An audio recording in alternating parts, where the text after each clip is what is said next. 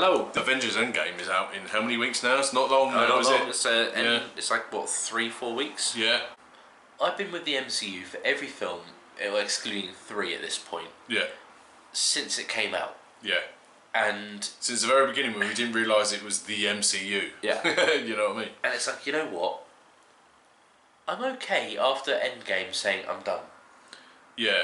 I mean, I think we may have touched on this on the previous video. I say there needs to be a substantial gap, but then obviously you've Spider-Man Far From Home, which is going to be what, released a month after Endgame. Yeah. So there is no let up in these movies. Yeah, basically, I'm kind of done with it because it's. I know what you mean. At 3, nearly 4 movies a year. It's a bit overkill at this point, and it has been for a couple of years now. And I think, as much as I've loved the MCU up to this point, I don't want it to turn into a chore. Yeah, well, it feels like an obligation rather than I want to see these movies because I want to see the movie. Exactly. It's like you have to see it to see how it ends. But it's like, but it's not going to end because obviously you've got all these other characters now. Captain Marvel, Spider-Man's going to, Tom Holland's in his early 20s. He's going to keep going for fucking years. Black Panther's going to keep going. Doctor Strange, I assume, is going to keep going. Yeah. He's only had 1 movie yet. You know what I mean? So it's going to keep on rolling. I think now X-Men has been acquired by Disney now. Yeah, finally, after all our 3 years it is now us talking about it, they've finally done it. Yeah. So it's like, okay, are they going to reboot the X-Men after Dark Phoenix, which by all accounts is going to be a complete shitfest? Yes, I would love it to be a good movie, and the trailer looks like it's going to be a good movie, but by the same token, with the exception of like Logan and X2, none of them have been that good, really. Well, I mean, Days of Future Past was good, I thought. It was... In terms of like the whole X-Men universe, I think it was a step up from what we've had in the last few years with X-Men. I mean, with the Origins bullshit and fucking, you know, apart from Logan, the amount of Wolverine movies, well, I say the amount of Wolverine standalone movies has only been, including Logan 3, isn't there? That are outside the X-Men official timeline. X-Men Origins, the Wolverine. Yeah. Okay, actually, you know what? The Wolverine was quite good as well. Well, yeah, that wasn't bad, yeah. But compared to Origins, it was, you know, it was a fucking Citizen Kane. Origins was terrible. Yeah.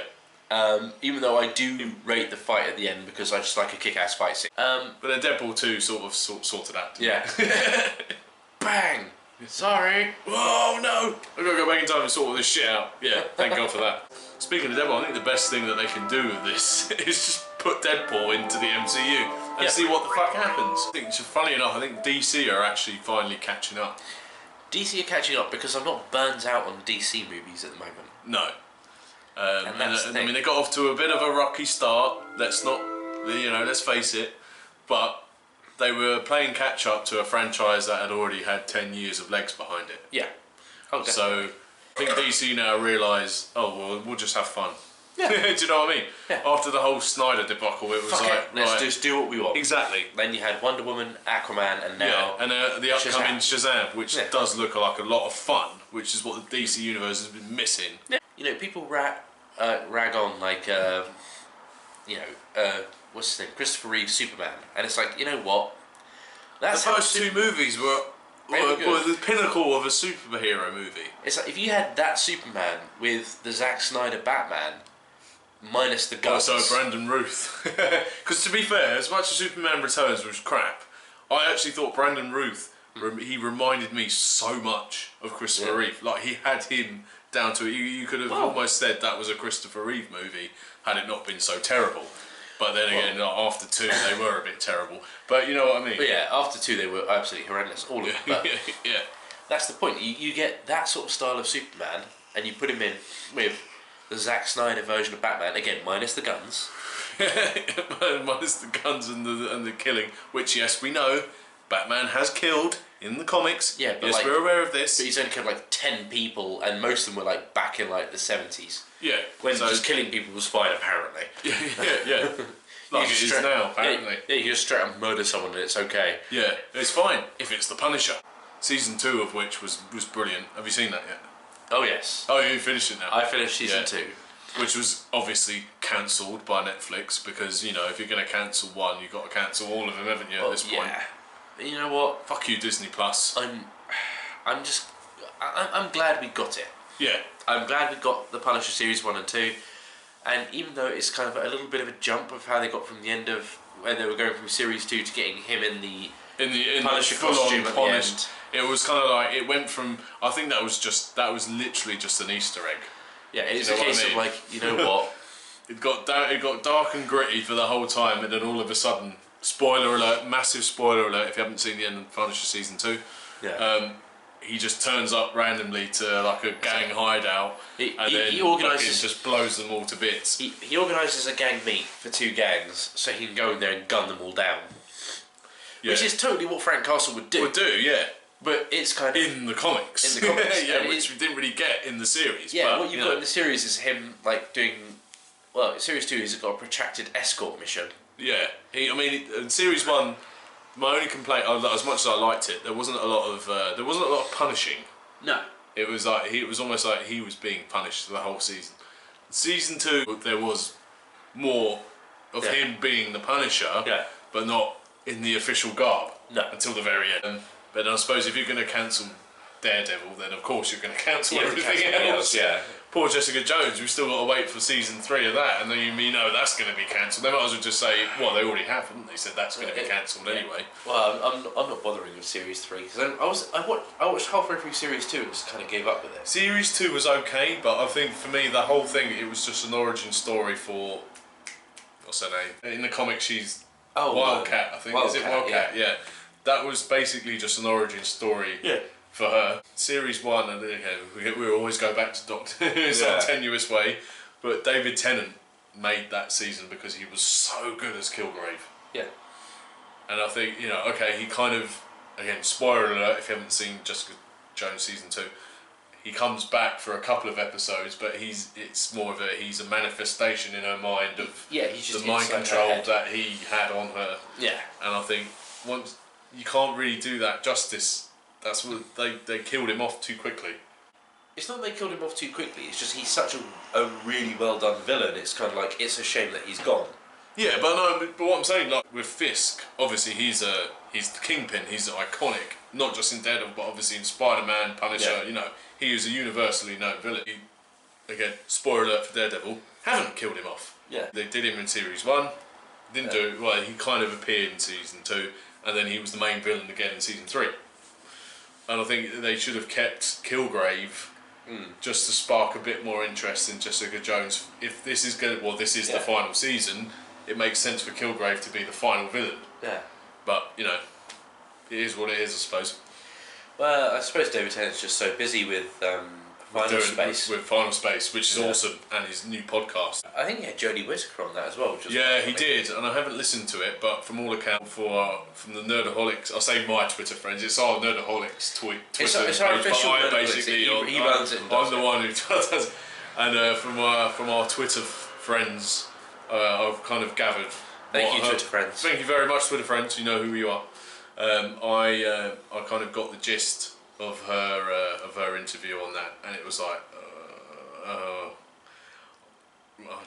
you just know what's going to happen. Oh, isn't everything amazing? Because obviously he's not going to turn around and go, you were a bit shit.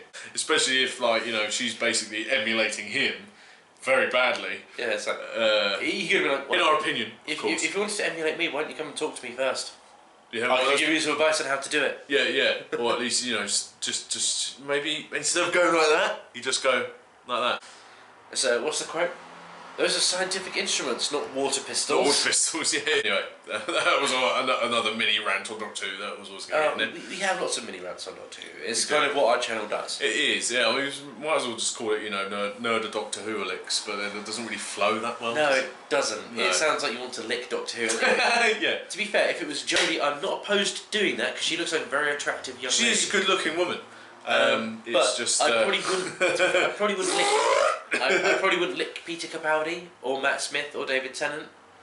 No, I probably wouldn't. If it came up in conversation, it might. If a gun was pointed to one's head, then I would probably in this would be the only circumstance I would choose Jodie Whittaker in that scenario. But then I quite like to lick Tom Baker's scarf.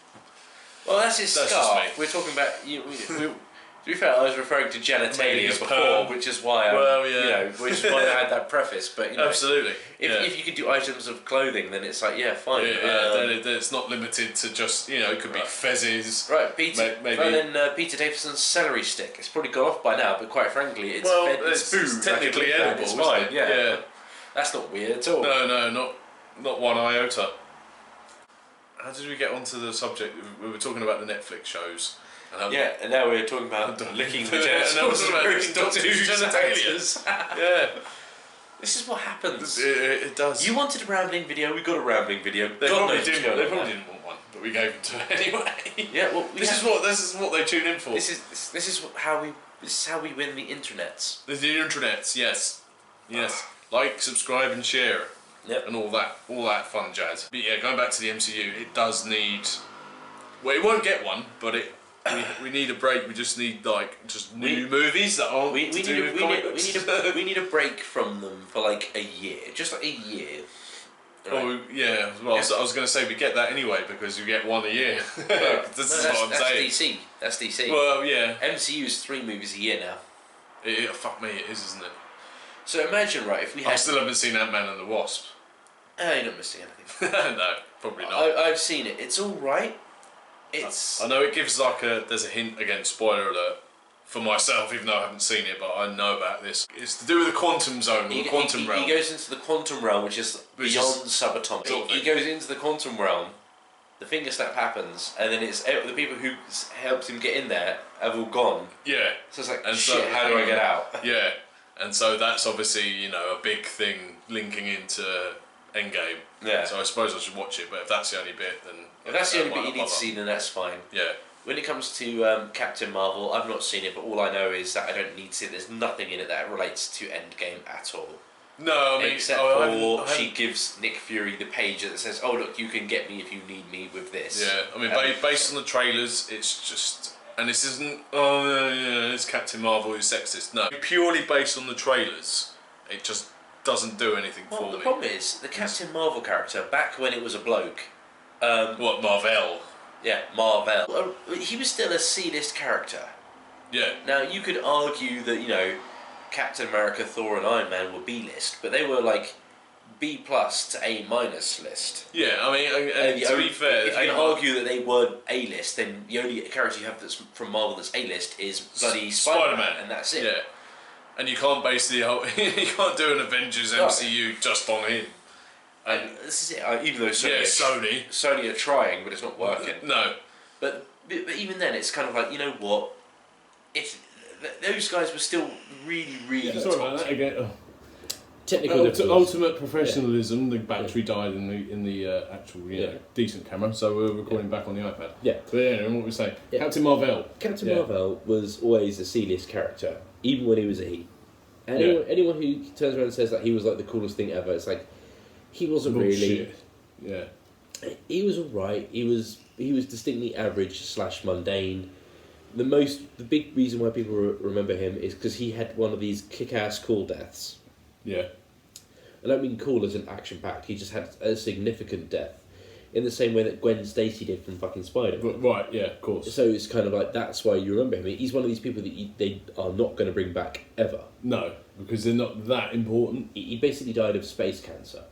Oh right, lovely. Like literally space cancer. Okay. So yeah. And because somewhat underwhelming. There we go. Somewhat underwhelming, but it's basically that's what it was. If I'm remembering this correctly, if I'm not just putting comment it in the comments. Yes, exactly. Ms. Marvel stated Ms. Marvel for years there wasn't a Captain Marvel. Actually, no, that's not true. Well, no, Shazam. It was technically Captain Marvel in DC, but there we are. They had a couple of people jump in as Captain Marvel before Ms. Marvel, in Carol Danvers. Danvers, yeah, exactly. Did. Yeah. Monica Rambeau. Mm-hmm. Black African lady, Black African American lady, sorry. Which is the irony of Brie Larson's statement of, there should be more women in colour, more women of colour or people of colour in general. Yeah, Brie Larson. These sorts of things. Then why didn't you just, forsake your role and give it to a woman of colour who would actually have done it better? Never mind. Yeah. Anyone would have done it better. Yeah. Like random monks from the middle of the desert who'd never seen a film before in their lives would have done it better. Except for Jodie Whittaker. Except for Jodie Whittaker. Who is a poor B-list English version of her. Anyway. You're very bitter, aren't you? Very No. bitter and twisted. No. Yeah. Because she just killed my favourite show. Anyway. She didn't. Chris Chibnall did. True. No, I can't lay all the blame on Jodie. No, She just jumped up and down on the ground. Yeah. That's all. Yeah. I have to say, she's not totally to blame. It's Chitika. Out. It was a crap character to begin with. You know. Yeah. The only reason that Guardians of the Galaxy worked, because Guardians of the Galaxy were like E or F list. They were like worse. They were so unknown to the point where they might as well be original characters for the movie. Was it even when Stan Lee was told, "Oh yeah, they're doing a Guardians of the Galaxy movie"? He was like, "Who? Really?" And that's Stan Lee. Yeah. That was like that is. Oh, we haven't done a R.I.P. Stan Lee. I know it's a bit you. late, but it's very late. But considering how quickly we put out videos, Excelsior, yeah, exactly. Bless him. What I want to say is like, did you see the comic book cover that DC did? I think like the month afterwards. I know they did a tribute to it. Pitch black cover. I don't know if it's on every book or just on one or two of the books or something. But it's basically from the Distinguished Competition. So DC, because that's what he Distinguished Competition. He called it Distinguished Competition. Yeah. Stanley. I'll put an when you tell me what it is, I'll put an image on the. Yeah, that's a nice touch. That is a classy thing to do. Okay, but yeah, it's kind of that's what they did from DC. Yeah. And Marvel Comics didn't do anything, so it's like nice. Yeah, exactly. Classy. You've obviously your souls have been sold to Disney already. You could go along with Guardians of the Galaxy because it was so unknown. Yeah. That it was fine, and two, James Gunn wasn't insulting the fans, flange, being weird or stupid, and it was just a case of like, look, here's my trailer for my movie, and it looked fucking exciting as hell. Yeah. And then what do you know? It was probably one of the better entries of the entire MCU, and it came out of nowhere almost. That movie was a convergence of several different factors that make it as good as it is. Yeah. It was definitely the sum of its parts. Yeah. And the unfortunate thing for Captain Marvel was the trailer was boring. It was just like, they're trying to put those elements of Guardians in there with the sort of nostalgia feeling of lots of nostalgia, and it's in the 90s, whatever. It's now they're trying to do nostalgia, but they're not doing it right. They're trying to do charisma, but there's no charisma there. There isn't. No, she's just totally miscast. And again, not because she's a woman. I've said this so many times over the years that I think this is for those who have seen the new Battlestar Galactica. Katie Sackhoff. Yeah. Katie Sackhoff. If they'd just put her as her character as Starbuck, as Captain Marvel, perfect. Because she doesn't take any shit. She's funny. She's got the acting chops to do it. She doesn't give a shit. That would have been. I've been saying it for ages. That would have been my perfect choice. Yeah. And then they went for the wooden plank instead. Yeah. Ant-Man and Wasp, Captain Marvel, and Black Panther are the only ones in the. To go back to where we were talking about, those are the three movies I did not see in the cinema, and all the three of them have come out within the last year. Yeah, they've been shoehorned in. It's to fill in some gaps. I'm not even bothered about it being shoehorned in. It's more a case of like, I just don't have the time or the money or the energy anymore now. No. And it's like, you know what? I make an effort for some films. The hat's coming off. The hat's coming off. That's it. Only because it's getting on my nerves. Anyway. I even saw Spider-Man Homecoming in the cinema. And that movie I didn't, but I watched it on DVD and it was alright. I wasn't impressed, and I'm regretting spending money on the cinema for it when I could spend the same money on DVD. But I mean, I thought I didn't get a chance to see it in the cinema, and I thought, right, sorry, I'll get it on DVD. And it was okay. Yeah. But it's not bad, but it's not great. It was okay. I'm glad they skipped over the whole origin thing because they've had that, just like the Batman series. They've had that so many times. The only thing for me that worked was Michael Keaton as Vulture. Michael Keaton's great in pretty much everything. And and now he's had a resurgence in his career. It's perfect. Tom Holland's decent, but he's a good Spider-Man. He's a good Peter Parker. It's just how they're updating him is a bit odd. Yeah, I don't know. There's something inherently annoying about him. Yeah. No offense, Tom Holland. Not you. Just not you, Tom Holland, the person. No, just the sort of the way that he's being played. Something about the Spider-Man character or how they're having you do him is not quite right. And and it's obviously Spider-Man is supposed to be an irritating git, but one that you are on a level with, and that's what I felt about. And this is going to be an unpopular opinion, but I don't care. I felt that Andrew Garfield got that down to a T. In terms of the comedy... Oh yeah, Andrew Garfield was the perfect Spider-Man. Yeah, he whereas... what's his name? Tobey Maguire was an almost perfect Peter Parker. Yeah, but I mean, I really didn't like him. I think, but I mean, that's just my personal thing. He was a crap Spider-Man, but he was a great Peter Parker. Yeah, he sort of works as Peter Parker. I mean, again, I'll say this. I think the best version, and I know I'm biased, but is the Spider-Man game on PS4. Honestly, I'm not just saying because I played it. I agree with that. I think it's the perfect balance, the best age. Let's not even talk about Into the Spider-Verse, which we watched a couple of weeks ago. Into the Spider-Verse, yes. We were going to review. We were going to do a reaction to it, but we thought, fuck it, let's just watch it. Let's watch it and enjoy it. Watch it, enjoy it. Yeah, exactly. I'll tell you what, after this is done, we can do an Into the Spider-Verse we'll do a review. Yeah, why not? Yeah. But that was one of the best entries into the Spider-Man lore, movie-wise. Yeah. I thought.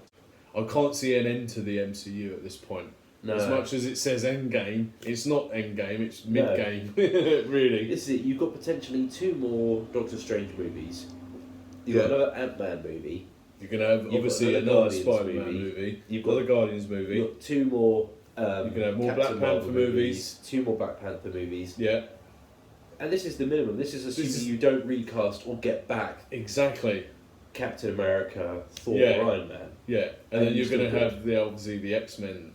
factor of it. X-Men characters will be joining, especially if they reboot them again. Fantastic Four characters will be coming in. Yeah, well, whether they do that or not, I don't know. I've got a feeling. I think they won't get.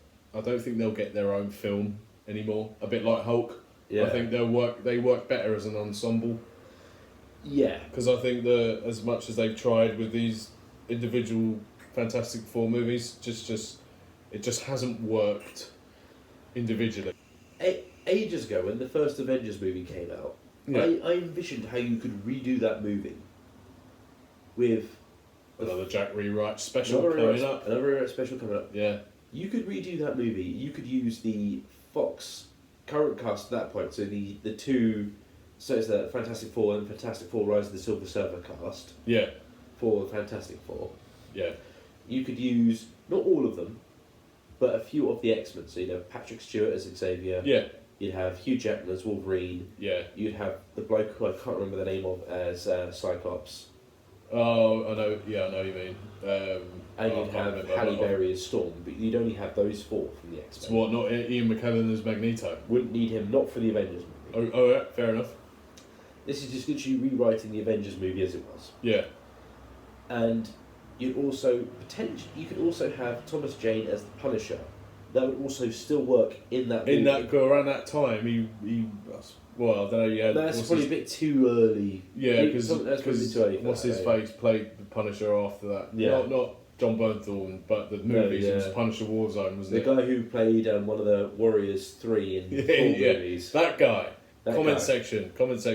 I know his name, but I can't remember what it Yeah, exactly. It's one of those ones. I'll know it when I see it. Yeah, but it's like you could easily rewrite the movie and have those characters appear in it. Yeah.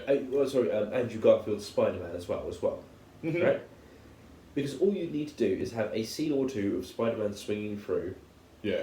A scene or 2 of Charles Xavier. Those 3 X-Men. In Cerebro, like not even in Cerebro, just Cyclops, Wolverine, and Storm. I don't know. They're just in New York having a coffee. Yeah. That's what they do. That's what they do. Yeah. Well, they're in Starbucks one day. Having a day off from the mutant thing. It's not the weirdest team up that Marvel have ever done. No, it's not really. Is it? I think in one of the comics I've got there, they have it's a Spider-Man comic. This is Nerdaholics HQ, aka Jack, and his comic collection. Let me just get a closer view because I'm doing this on the iPad. I know you can't see what any of them are. If you're interested, I'll show you. But most of it's Spider-Man and Deadpool. Anyway, it's in the books, but still. Dun, dun, dun, and then there's some there's Star Wars, an Angel. It basically opens up with one of the weirdest team-ups ever. You've got Spider-Man, the Fantastic Four, Cyclops from the X-Men, and I think it's War Machine as well. War Machine? Yeah. Not even Iron Man. Not War even Machine. War Machine. Brilliant. I think. Basically, Mindless ones are spewing through a dimensional hole in the middle of Times Square. Okay. And so Spider-Man's just like, he's just swinging through, it's like, oh shit, what's this? And the others just happen to be there. Just randomly. Yeah. Brilliant. And so having a coffee. Yeah, there we go. This is it. And it's kind of Mr. Fantastic and the Fantastic Four trying to close the hole the Mindless ones are coming through. Yeah. Well, you've got everyone else trying to stop all them coming through. Yeah. So you've got like a couple of kick-ass fight scenes. Doctor Strange turns up later and says, "No, you can't do this way," because it's a whole thing that turns into the story because of cosmology. Yeah, you can't interfere with this the shit that I'm in charge of. Yeah, the point is, you could write this story. You could write it in a way. It's like, okay, you know what? You could have like all the X-Men cast there. It's like, oh look, yeah, we're looking after a load of students on a field trip up to central New York, right? Yeah. We're going to have a walk through the park. Yeah. And it's like, oh shit, aliens are bursting through a hole in the sky. Like, you teachers, take them away. Storm, Cyclops, Wolverine. Get your shit together. We're going and sorting that out. Yeah. And then it's like, again, the Fantastic Four, they're in the Baxter building. It's like, oh look, aliens are pouring from the sky. We should do something about that. Yeah, that's not a normal occurrence. Oh shit, that's our job. Quick. Yeah. But Get our work gear on. Yeah, but you could make this work quite easily. Because it's like, oh look, you have like, say, Mr. Fantastic and the Invisible Girl, or the Invisible Woman, sorry, trying to close the portal there at the machine on the top of Stark Tower. You have Johnny Storm and sort of the Human Torch, and you have the Thing fighting aliens just at random points around New York City as they do the big panning shot. Yeah. Instead of Black Widow going up there, you don't need her to because the other two are up there already. Yeah. Maybe she's having a massage. Yeah. Or maybe the Black Widow goes up there and is like, yeah, you know, I came up here to see how you guys are getting on because I've got, we need to get the staff up there and the staff's down on the street level. Black Widow brings it up there to them. Yeah. Fine. That gets her involved. As for the X-Men, it's like, okay, instead of having like Hawkeye call out patterns and strays, you've got Charles Xavier doing his psychic thing. Hairs down for a minute. Yeah, hairs down for a minute. You've got Charles Xavier doing his psychic thing, basically telling everyone where all the aliens are because he can feel them all psychically. Yeah, exactly. So he can read where they are. And then you've got Cyclops and Hawkeye on top of the building together, zapping people and shooting them with arrows. Yeah. And then you have... So it's just fucking carnage at this point. And you've got Wolverine, say, street level with Captain America in that street, like, gutting people. Yeah.